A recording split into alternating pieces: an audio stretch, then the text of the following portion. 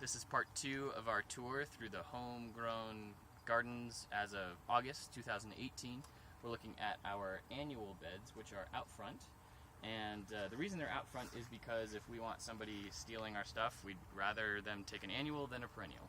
So that's why we have them out here. And this year we're doing something that is really successful. Obviously we're using raised beds, which we didn't in years past. But the reason I think that they're extremely successful is that we're also doing raised paths. So you'll see that the wood chip paths are as deep as the beds, which is helping create soil underneath. It retains water and it helps increase microbial and mycorrhizal activity to help support the plants. So right now what I'd like to do is a quick walkthrough of the paths and the beds so you can see all the different things that we're growing.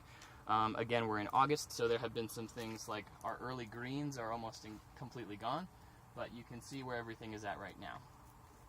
So this path that we're walking down now, you'll see on the left we've got a few greens left like kale, but it's mostly tomatoes, probably a few carrots as well. And then on the right you'll see 2 grapevines going up the arbor here. The one closest to you now is a Merlot grape, and the one over here is a Niagara grape. And this is the first year that we've actually got fruit on the vine. They're not quite ready yet, probably another month or so, but we're really excited for that. It's their 3rd season. And then right on the end here you can see some ruby orach that's coming up. We have this around a few places. Behind you over there we've got our weeds section, so if I'm weeding bindweed, that's where it all goes. It stays pretty tame over there. It dries out readily. And then while we're here, let's look at this back bed here. You can see all of these squashes are actually coming over from other beds, but we trained the vines underneath some fresh wood chips, so we don't have to worry about squishing them, and they just kind of keep using extra space.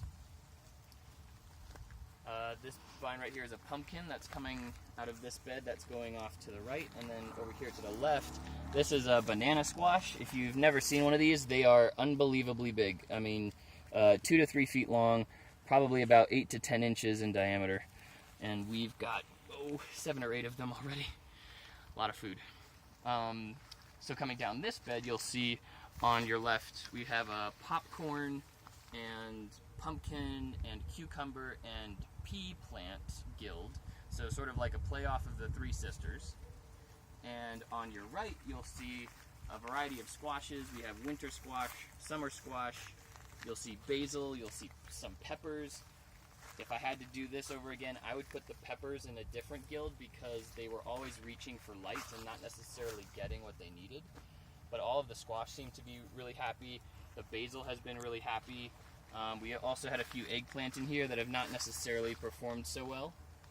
And these white flowers popping up here and there, you'll see our old cover crops that I let continue to grow just for the pollinators, and eventually they'll be chopped and dropped.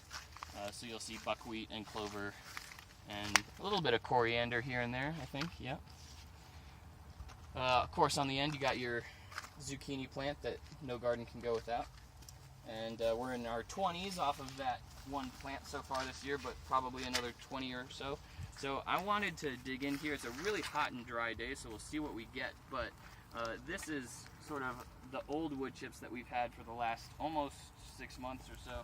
This is the new layer, but it seems that every time I dig into these, I see really, really nice decomposition. And the amount of mushrooms that I've seen in this garden this year are just ridiculous. And you can see right over here, there's just any little chance that they get, they'll pop up, which is kind of fun. I'm going to see if I can see any more really good breakdown, because some sections are more so than others. Yeah, it's looking nice and dark and moist, and it's breaking down really nicely. Okay. So we're going to hook around to this last path over here, and the last 2 beds that we're looking at. This one I just went through today and yesterday, so it's sort of half empty, but most of the plants left are beets, which we've had a really nice variety in size. That's a monster, look at that. So the size consistency isn't good, but the yield has been really good.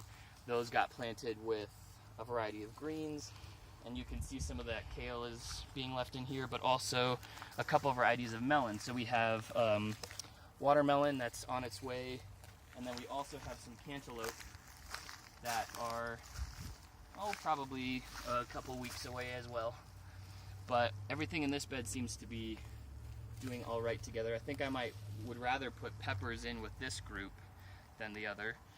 And then this last bed here, we have a huge perennial seed or frond fennel. It doesn't produce a bulb, but it comes back every year, and you can see like crazy it's attracting all kinds of pollinators, mostly wasps, but definitely some bees. And it yields a ton of fennel seed, which is something I really enjoy as a food. And then the rest of this bed has been eggplant that has done really well, and carrots and radishes, along with probably a couple other random things. And you'll also see some purslane here and there that I allow to continue growing because it is also pretty delicious. So from our annual beds, we're going to take a look at some other areas of our land that are kind of in between areas, and that'll be next.